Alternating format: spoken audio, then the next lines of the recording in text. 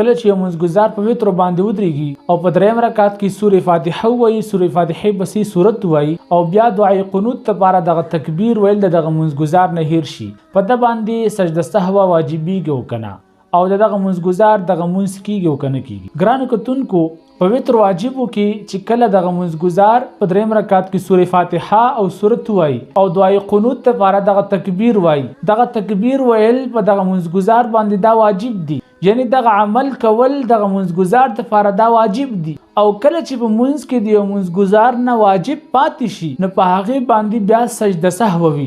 دغه منځګزار په آخري قاعده کې چې کله منځ عبده و رسوله ته ورسوي، دی به ښي طرف ته سلام وګرځوي او هغې نه وروسته دا سجده سهوه وکړي او دغه تشهد به سر نه تر اخره پورې ووایي، د دغه منځګزار دغه منځ وشو.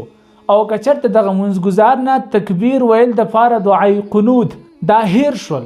او بیا په آخر کې سجده سهوه هم ونه کړه، نو دغه منځګزار دغه منځ ونه شو، دوباره به دغه منځګزار د خپلو وترو اعاده کوي او دغه منځ یې نه دی شوی.